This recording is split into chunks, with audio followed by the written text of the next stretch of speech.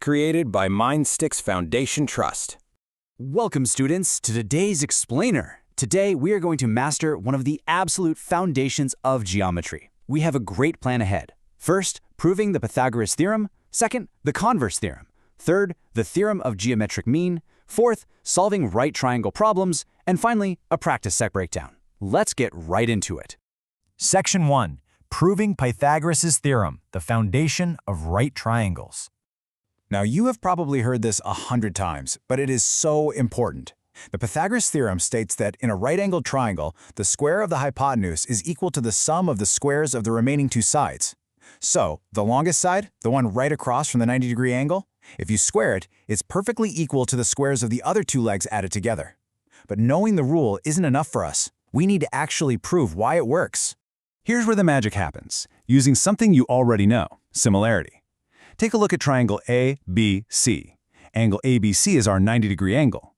To prove that AC squared equals AB squared plus BC squared, we're going to make one simple, clever addition. We drop a perpendicular line, BD, straight from the right angle down to the hypotenuse AC. And just like that, we've created three triangles that are all similar to each other. The big original one, ABC, and the two smaller ones inside it, ADB and BDC. Let's break that down into three simple steps you can easily remember. Step 1. Draw that perpendicular BD onto the hypotenuse AC. Step 2.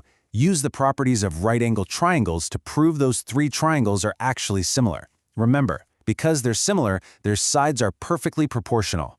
Step 3. We set up those proportions, do a little cross-multiplying, and add the equations together. The extra terms just cancel out beautifully, and boom, we are left with exactly what we wanted to prove. AC squared equals AB squared plus BC squared. Section 2. The converse theorem. Reversing the logic. Okay, so whenever we learn a big rule in math, we always have to ask, does it work backwards? Let's compare. The original theorem says, if the angle is 90 degrees, then A squared plus B squared equals C squared. The converse completely flips that around. It tells us that if A squared plus B squared equals C squared in any triangle, then the angle opposite that longest side has to be exactly 90 degrees. It's a really crucial difference. The first one uses the angle to find the sides, and the converse uses the sides to guarantee the angle. So how do we prove this converse? Well, imagine we have triangle ABC, where we know the sides fit the formula, but we don't know the angles yet. We actually construct a brand new dummy triangle PQR. We purposely make angle Q exactly 90 degrees and make its legs exactly equal to the legs of ABC. When we apply regular Pythagoras to our new triangle and compare it to the first one, we realize the third sides are exactly the same too. By the side-side-side test, these two triangles are perfectly identical. So, angle B has to be 90 degrees, just like angle Q.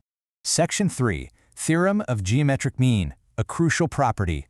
All right, let's add an incredible shortcut to our toolkit.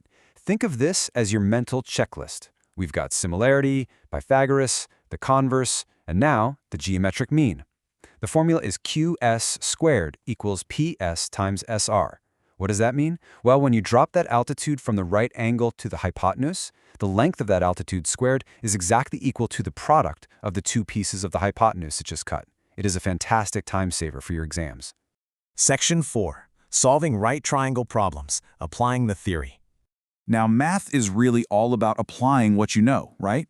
So let's sharpen our pencils and tackle a problem together. Take a look at this solved example. We have a right-angled triangle PQR. There's a perpendicular segment QN dropped right onto the hypotenuse PR.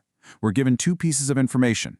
Segment PN is 9 and segment NR is 16. Our job is to find the length of that perpendicular, QN. And notice how perfectly this is set up for the geometric mean theorem we literally just talked about.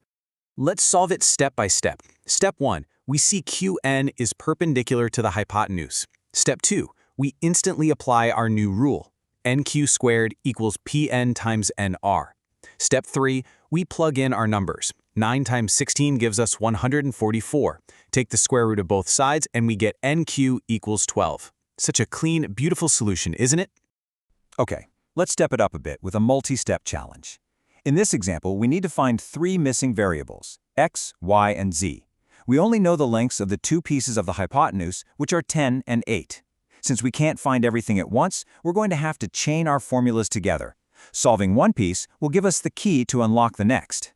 Here is our logic path. First up, finding x, the altitude. Using the geometric mean, x squared equals 10 times 8, which is 80. So x is the square root of 80, simplifying to 4 root 5. Now that we have x, focus just on the smaller right triangle on the right. We know its legs are 4 root 5 and 8. We just use good old Pythagoras to find its hypotenuse. Why?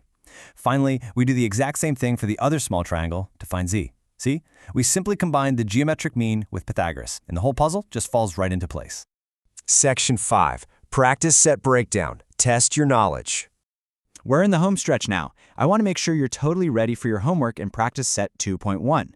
The very first question asks you to spot Pythagorean triplets. How do you do that? Well, say you're given 5, 12, and 13.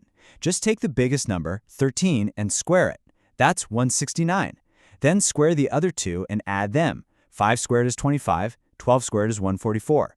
Add those up and you get exactly 169. Because they match, the converse theorem tells us these numbers form a true right-angled triangle. They are a Pythagorean triplet.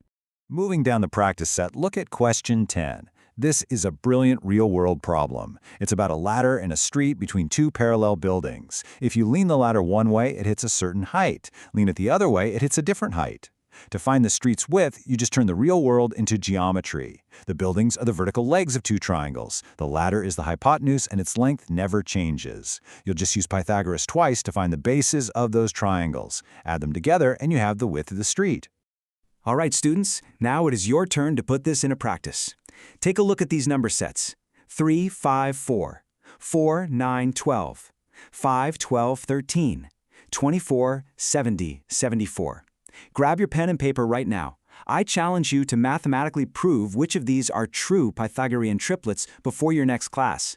Thank you for joining me on this mathematical journey today. Keep practicing, keep reasoning, and I will see you in the next explainer.